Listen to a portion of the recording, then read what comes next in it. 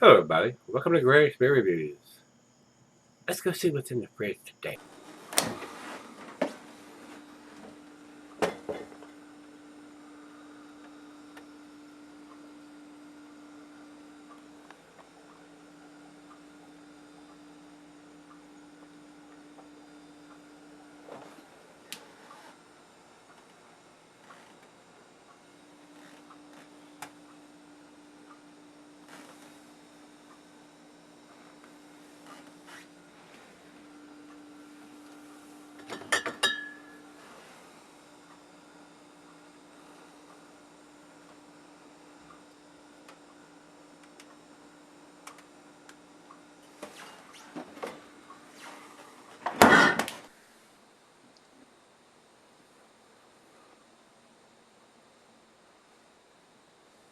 Hey guys, thanks for stopping by Gregsbeerreviews today. Today's beer is Jack's Abbey Craft Lagers. This is her Hoponius Union.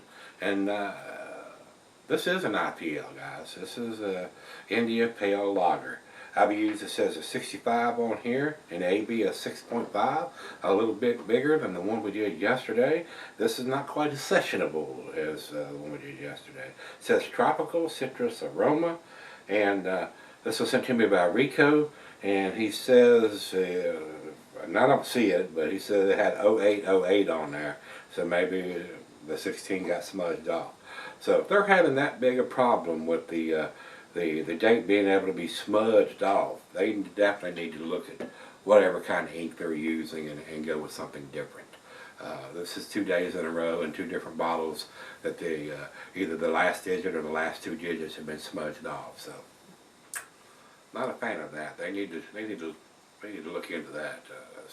Something definitely going on there if it can be smudged off that easy, especially on 2 days in a row here. So this is, like I said, their Hoponius Union, and a little bit bigger than the one we did yesterday. More IBUs at 65 and more ABV at 6.5.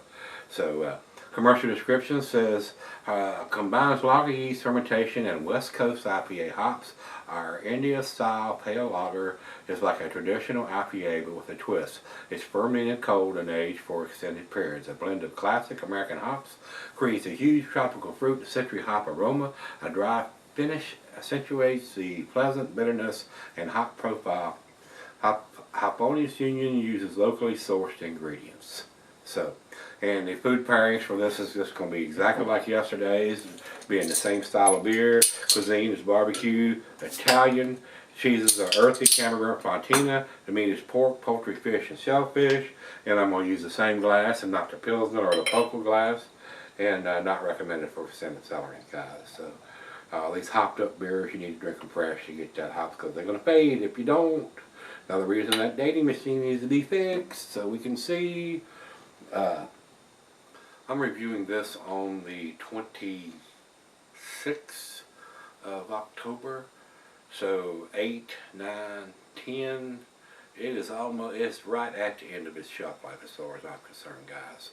11/8 would be 3 months.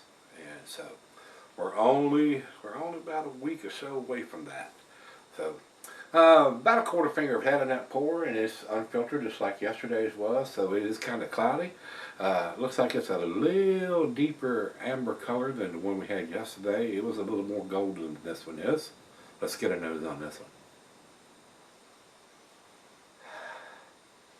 Nice and citrusy, got some mango going on in there. Into some grapefruit, a little pininess. I can see where they're going with the West Coast style-esque of this beer, but I'm sure this would probably been a lot more tastier in August than it is here at the end of October. But Rico, I do appreciate you sending it to me. Let me give it a try because I don't think these guys' beers are available here in this part of Virginia. Well, let's give it a taste and see what we got here, guys.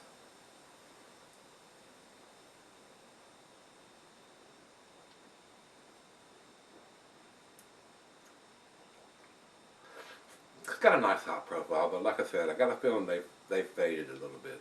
We're getting at the end of its shelf life.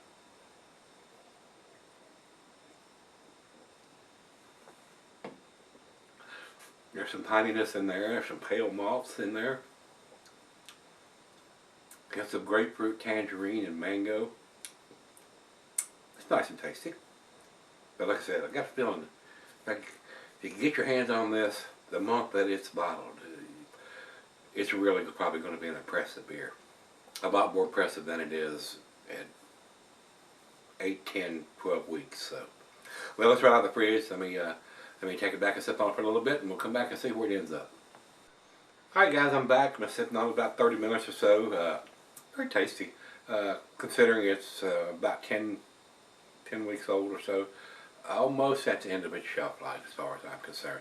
I bet this beer would have been outstanding if I'd have had it back in August when it was put in the bottle. But I'm sure Rico bought the freshest thing he could get his hands on.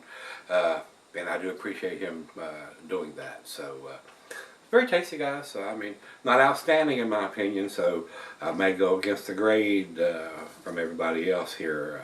Because like I said, I think that we've had substantial hop fading on this one being 10 weeks old. But it's still better. It's not a malt bomb by any means. Final chug.